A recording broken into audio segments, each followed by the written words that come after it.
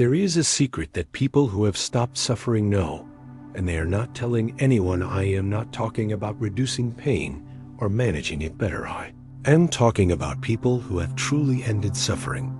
They are not meditating more hours a day. They are not thinking positively, nor reading another self-help book. They discovered something so fundamental that everything else became unnecessary. And the strangest part, you already know this. You have always known, but the moment I say it, your mind will try to reject it, will try to file it away as something you have heard before. Abraham Maslow spent decades of his life trying to make humanity understand a single truth, just one. He researched thousands of people. He studied the most fulfilled human beings in history. He descended into the depths of what it means to live fully, all to communicate something that takes less than 10 seconds to say. But here is the paradox. If this truth truly reaches you not only in your intellect, but in your cells, every personal development book you have ever read becomes unnecessary. Every guru you have followed becomes redundant. Search you have undertaken reveals itself as a strange cycle that never led anywhere. I am about to tell you what Maslow discovered, and if you truly listen, if you let this penetrate, this may genuinely be the last video you need to watch. Here is the secret. You have never lived your entire life, not for a single moment. What you call life, the things you do, the places you go, the people you relate to, none of that is you living. It is you surviving. Maslow called this deficiency mode, and he considered it the silent tragedy of the modern human condition. Think about this carefully. You have never experienced what it means to truly live. Everything you have done, every decision you have made, every movement you have taken, guided by fear of not having enough, fear of not being loved, fear of not being respected, fear of not being safe. Your entire life has been a response to what is missing, not an expression of what is present. Here is where it becomes uncomfortable. You are not just responding to fear. You have become fear. You forgot that there is another way to exist. At some point along the way, you stopped asking what you truly want and started asking only what you need to avoid collapse. You stopped dreaming and started calculating. You stopped living and started managing crisis. This is what Maslow meant when he spoke about the hierarchy of needs. It is not just a beautiful theory. It is a precise map of why you're stuck where you are. People never go beyond the base of the pyramid. They spend their entire lives chasing basic needs: physical survival, financial security, social acceptance, external validation. And even when they achieve these things, even when they finally have the money, the relationship, the respect, they still feel that something is fundamentally wrong. They still feel the emptiness. They still wake up with the feeling that their life is not really theirs. Why? Because you cannot fill an existential void with external achievements, cannot cure a thirst for meaning with crumbs of validation. You cannot satisfy the soul with ego security. Maslow studied this for many years. He interviewed hundreds of people, from those living in silent misery to those who achieved everything society says you should want. He discovered a devastating pattern. The most externally successful people were often the emptiest internally. They had money, status, family, everything, and still lived with a dull anguish, a persistent feeling that they had lost something essential. Along the way, Maslow realized something few people realize: external success does not lead to fulfillment. In fact, it often leads to the opposite, because the more you achieve through fear, more you accumulate to fill the void, the further you move away from who you truly are. You build a golden prison and call it life. So Maslow did something revolutionary. Instead of studying sick people to understand illness, he studied fully alive people to understand health. He searched for rare human beings who were not living in deficiency mode, people who did not wake up afraid, people who did not make decisions based on avoiding pain, people who seemed to have discovered something the rest of humanity had lost. And what he found changed everything. These people, whom Maslow called self-actualized, were not superhuman. They had no superpowers. They had not transcended the human condition, but they had done something most people never do. They stopped living from fear of what was missing and started living from what was already complete. They made a fundamental shift in identity, from survivors to creators, from reactive to authentic, from fear-controlled to potential-guided. And when Maslow asked how they got there, the answer was always the same. They did not get there. They were always there. They simply stopped pretending they were somewhere else. Here is what no one tells you about Maslow's hierarchy. It is not a ladder you climb, it is an illusion you pass through. Most people think first, I get security, then I get love, then I get respect, and then I can finally self-actualize. But that is exactly the opposite of how it works. As long as you believe you must conquer the lower levels before accessing the higher ones, you are trapped, because deficiency needs are never fully satisfied. There is never enough money for total security, never enough love to fill the void, never enough respect for complete validation. These needs are bottomless, because they are not really about what they appear to be. Our fear disguised as need, fear of not having enough, disguised as money, fear of not being loved, disguised as relationships, fear of not being important, disguised as status. As long as you operate from these fears, you are living at the lowest level of human existence. No matter how much external success you accumulate, here is the question that will change everything if you allow it. What would you be doing with your life if you were not afraid, not a vague fantasy? Really, if the fear of not having enough money completely disappeared, what would you do? The fear of not being loved evaporated. How would you relate if the fear of not being respected vanished? What would you create? Most people cannot even answer this question, because they are so identified with fear that they cannot even imagine existing without it. Fear has become the very structure through which they see reality. And Maslow realized something crucial: self-actualized people are not people without fear. They are people who stopped letting fear decide for them. They feel fear and ask, is this real, or is it just my deficiency speaking? They feel the need for validation and ask, do I really need this, or is this just an old pattern? They feel the impulse to control and ask, is this serving me, or is it imprisoning me? And when you begin to ask these questions, when you begin to observe your own patterns instead of simply living them, something alchemical happens. The pattern that seemed solid begins to dissolve, because you solved it, but because you saw through it. This is what Maslow called the movement from deficiency motivation to growth motivation. It is not about achieving more. It is about operating from a different place. Deficiency motivation asks, what is missing? Growth motivation asks, what wants to emerge? Deficiency motivation avoids pain. Growth motivation embraces experience. Deficiency motivation clings to the familiar. Growth motivation explores the unknown. Deficiency motivation seeks security. Growth motivation seeks life. And here is the final paradox. When you stop operating from deficiency, the very things you are pursuing begin to appear. Naturally, not because you achieve them through effort, but because you remove the blocks that were preventing them from flowing to you. Pause for a moment, take a deep breath, and answer me one thing in the comments right now. What is the fear that drives most of your decisions? The fear of not being enough, the fear of being alone, the fear of failing. Write in the comments, my greatest fear, easy. I'm not asking this to expose you. I am asking because naming the fear is the first step to stop being controlled by it. And when you write it, you help other people recognize their own fear as well. So go ahead, write it now, my greatest fear, easy. We'll read every comment, and you will see that you are not alone in this.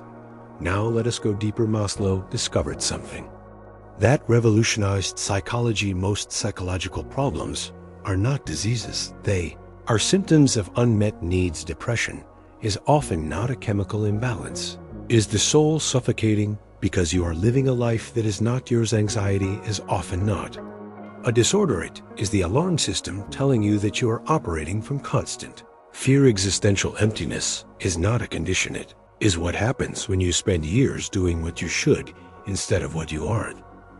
The symptoms are not the problem. They are messengers. They are trying to wake you up. They are saying you drifted away. You are living in survival mode.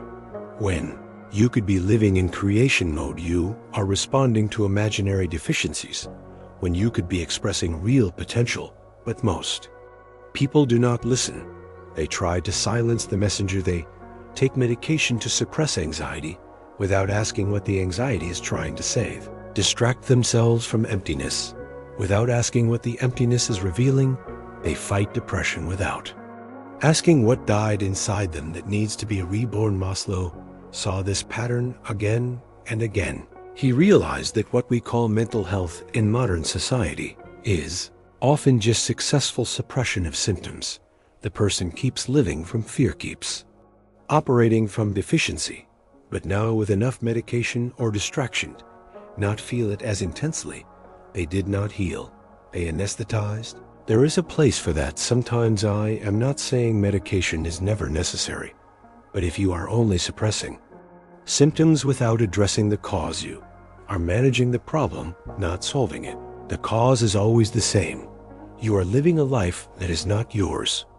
You are operating from deficiency instead of fullness. You are responding to fear instead of expressing being, and your body, your mind, your soul are screaming for you to notice. Symptoms are the scream, and Maslow discovered that when people finally hear the scream, when they stop fighting it and begin to listen, something miraculous happens. The symptoms often disappear on their own, not because they were cured by some external intervention, but because the message was received. Person changed how they were living. They left efficiency mode. They entered growth mode, and the body, which had been screaming through symptoms, could finally relax. Let me tell you about one of the most powerful stories Maslow documented. He met a man who had everything: a successful business, a stable marriage, children, health, money by every external measure. He was a success, and yet he came to Maslow completely broken. He said, "I do not understand. I did everything right. I worked hard. I built my life. I fulfilled all responsibilities, and I feel dead inside. I wake up every day feeling empty, as if I am watching my own life from the outside without actually living it." Maslow asked him, "When was the last time you did something just because you wanted to, not because you should?" The man could not answer. He had spent decades living from should work hard, should provide, should be responsible. He had built an entire life around should and had completely forgotten what he truly wanted. Maslow helped him see something. Was not depressed because something was wrong with him. He was depressed because he was living someone else's life. He had internalized all external expectations and built an existence around them. The part of him that was truly him, the authentic part, had been buried so deeply that he could no longer even feel it then. Maslow asked a simple but devastating question. If you had 6 months to live, would you do differently? And the man broke, because the answer was everything. He would do everything differently. He would leave the business he hated. He would spend time with the people he loved instead of trying to impress people who did not matter. He would finally write the book that had been burning inside him for years. He would travel, create, take risks, live. Maslow looked at him and said, "Then why are you waiting to die to start living?" That question changed the man's life. Not immediately, but it planted a seed, and in the months that followed, he began to make small changes. He did not abandon everything irresponsibly, but he began to bring more of himself into the life he was living. He began to say no to things that did not serve his soul, began to say yes to things that lit something inside him, and the emptiness began to fill, not because he added more, but because he removed what was false and allowed what was real to emerge. This is self-actualization. It is not becoming something grand. It is stopping pretending to be something you are not. It is the removal of layers, not their addition. It is discovering what was always there, beneath expectations, fears and masks. And here is what is wildly liberating about this. You do not need to become self-actualize you. Already are you simply forgot. You buried it under years of conditioning, mountains of should under oceans of fear. But it is there waiting. And the journey is not about reaching something new. It is about remembering something old, recognizing what was always true, but that you were trained to deny. Maslow called this the return to the self. And he observed that people who make this journey pass through predictable stages. First comes the awakening, the moment you realize you are living in survival mode, not life mode. That moment is usually painful because you see how much time you lost, how much life passed by while you were busy avoiding. Then comes resistance. Your mind tries to pull you back. It says you cannot change. It is too late. You have responsibilities. People depend on you. You need to be realistic. That voice is fear speaking. It is deficiency mode trying to maintain control. Because if you leave, fear if you begin to live authentically, the entire structure you built may have to change, and change is frightening. So, most people stop here. They have the insight. They feel the possibility, and then they go back to sleep. It is safer there, more predictable even. If it is a slow death, but some cross the resistance, and on the other side is what Maslow called commitment to growth. It is when you decide you will live your real life no matter the cost, not recklessly, not abandoning responsibility, but no longer betraying yourself to maintain external peace, no longer suffocating your truth to fit other people's expectations. And when you make that commitment, when you truly decide, things begin to move, not magically, but naturally, because you stop swimming against the current of your own nature. You began to flow with what is real in you, and life responds to that. Maslow observed that self-actualized people share certain characteristics, not because they tried to develop them, but because these qualities emerge naturally. When you stop living from fear, they are spontaneous. They are not trying to be anything. They simply are what they are, without apologies, without masks. They are autonomous. They do not need constant validation because they validate themselves internally. They have clear discernment. They see things as they are, not as their fears say they are. They have deep relationships, few true relationships instead of many superficial connections. They have purpose, not something imposed from outside, but something that emerges from within. And perhaps most importantly, they have what Maslow called peak experiences, moments where they feel fully alive, fully present, fully connected to something greater. These moments are not rare for them. They are a regular part of life.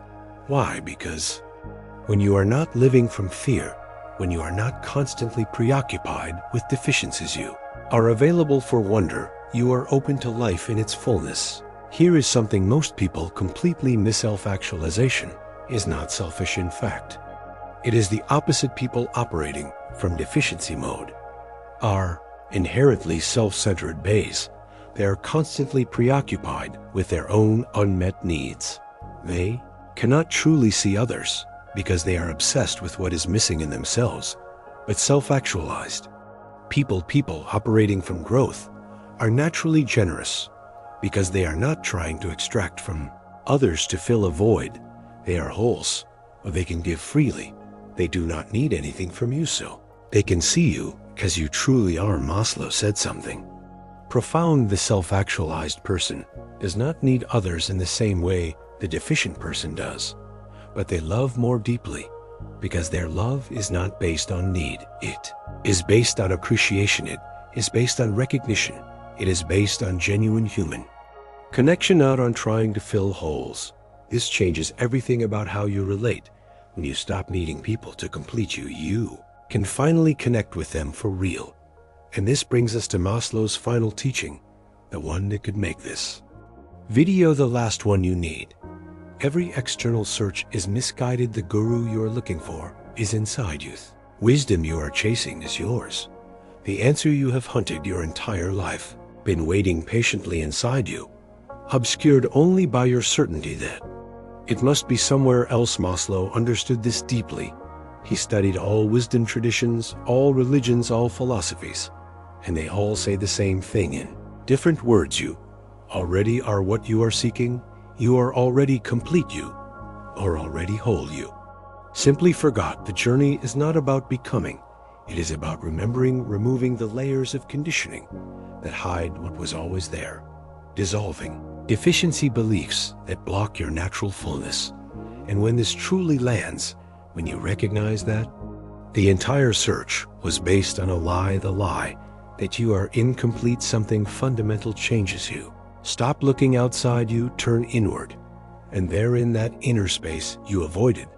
Because you were busy searching externally, you find what you were always seeking, not as an achievement, but as a recognition. It was here all along. Was this all along? Maslow spent decades researching this, and his final conclusion was simple but revolutionary. Human potential is not about becoming superhuman.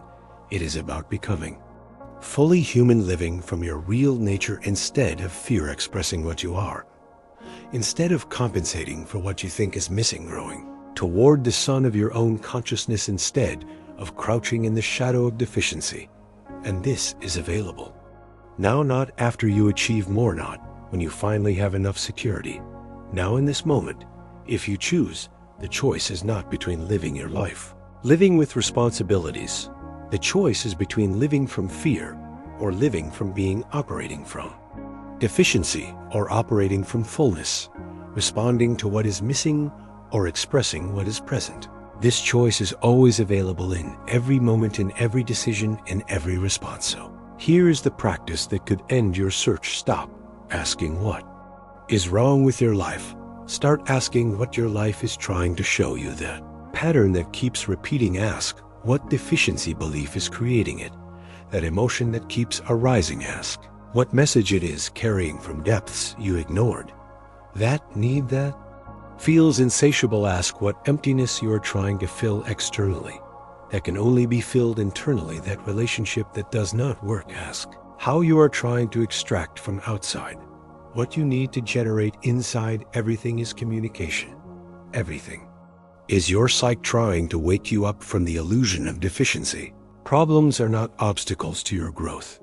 They are your growth disguised as obstacles. And Maslow realized that people who understand this stop fighting life. They begin to dance with it. They see every challenge as an invitation to deepen, every crisis as an opportunity to awaken, every pain as a teacher showing them where they are still operating from fear. This is not positive thinking. This is not pretending everything is beautiful. This is mature recognition that you are the creator of your experience, not of external circumstances, but of how you relate to them. You are here to recognize, and that relationship determines everything. Two people can go through the same situation. One leaves destroyed, other leaves strengthened. Why not? Because one is stronger, but because one is operating from fear and the other from growth. One sees threat, the other sees opportunity. One feels like a victim, other feels responsible. Same situation, completely different response, completely different outcome. You always have this choice. You can continue living in deficiency mode, responding to fear, chasing security that never comes, trying to fill voids that only deepen. You can take the leap. You can recognize that you are already complete, that the entire search was based on a lie, that you were never incomplete, only convinced that you were. And from that recognition you can begin to live, not survive, live, express, create, grow, not because you need to, but because it is your nature. Because it is what happens when you remove fear and allow life to flow through you without obstruction. So here is the final paradox that closes the circle. You are the seeker, and you are the sought. You are the one searching for truth, and you are the truth that was waiting to be found. The journey of self-actualization is not about becoming something new. It is about becoming what you already are. Removing masks, not adding new ones. Dissolving false selves, not building better ones, recognizing, not conquering, and if this lands, if it truly lands, something permanent changes, not because I gave you something, but because you recognized something that was always yours. The search does not need to continue forever, not because you found the answer outside, but because you realized the answer was never outside to begin with. The seeker was inside youth. Sought was inside. Youth entire journey was inside you. And the one who realizes this is also youth, deepest youth. You who was never lost, never searching, never suffering, the awareness that remains. When all drama ends, this is what Maslow spent his life pointing to. This is what every authentic teaching reveals. This is what your entire life has been trying to tell you. Through every crisis, every pattern, every pain, you are not broken. You never were. You are simply dreaming that you are broken. And the dream felt very real. Wake up not to some cosmic truth out there. Wake up to yourself, to the self that dreams the dream. 2. The self that creates the experienced, the self that has been waiting patiently, eternally. 4. You to turn and recognize this may be the last video you need to watch, not because it contains the final answer, but because it points you to the only place where the answer has always been, inside. If this recognition is beginning, if something in you knows that what I am saying is true, subscribe to this channel where we explore Maslow's insights for those ready to stop searching and start seeing. Watch the next video that appears on your screen are the characteristics of self-actualized people and how to recognize when you are operating from growth instead of deficiency. Remember, you are not here to find the answer, that you are the answer, and that recognition changes everything.